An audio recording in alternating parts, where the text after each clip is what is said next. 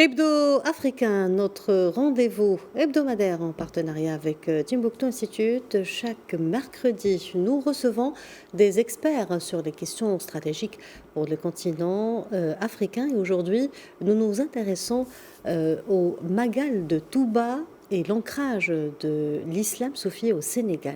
Et pour en parler, nous sommes en direct avec Bakary Samb, directeur régional du Timbuktu Institute. Bonjour Bakary Samb et merci d'avoir accepté notre invitation. Bonjour et merci de votre aimable invitation. Docteur Bakary Samb, au moment où le Sénégal et les communautés mourides dans le monde entier vibrent autour de l'un des plus grands rassemblements religieux au monde, la Magal de Touba, votre publication Magal triomphe du croire sur l'arrogance du pouvoir est remise à l'ordre du jour. Quel est, selon vous, le sens du Magal qui se tient demain dans la capitale du mouridisme, Touba? Merci bien. Vous savez, c'est la commémoration d'un exil. L'exil d'un homme qui s'est engagé dans la voie de la spiritualité tout en prônant la paix, mais qui a été injustement exilé le 25 septembre 1895 dans un bateau brésilien à destination du Gabon, où il va passer plus de 7 ans. Et dans toutes ces zones-là de l'Afrique équatoriale, Mayumba, Lambaréné, et là-bas, il va vivre toute forme de persécution. Donc, il va retourner au Sénégal le 11 novembre 1902. Cheikh Ahmadou Bamba va arriver à Dakar et ses disciples vont l'accueillir. La fondation suivra après du village de Darou Marnane. Et sa principale préoccupation dans cette zone était l'éducation spirituelle de ses disciples au point d'être mis en résidence surveillée par le pouvoir colonial.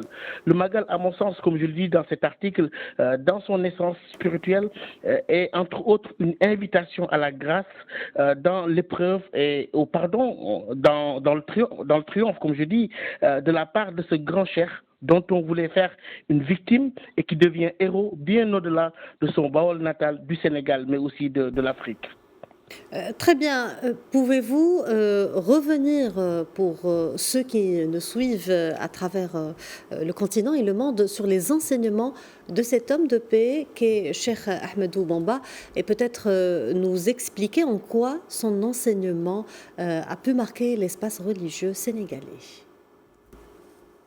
Oui, comme je le disais, c'est avant tout une philosophie basée sur la paix, l'éducation spirituelle, la diffusion du savoir. Il disait que son djihad, dans le sens d'un combat noble, était la valorisation du savoir et de la crainte révérentielle de Dieu. Il a laissé beaucoup d'ouvrages, comme Masalikul Jinan, Les itinéraires du paradis, un livre qui traite du soufisme, Tazawadou Sirar, qui est un viatique pour les jeunes, Jawharun Nafis, Tazawadou Chouban, et d'autres ouvrages comme Mawahibul Qudus, je ne pourrais pas tous les citer, Mounawir Soudour et d'autres écrits qui véritablement traitent du perfectionnement spirituel.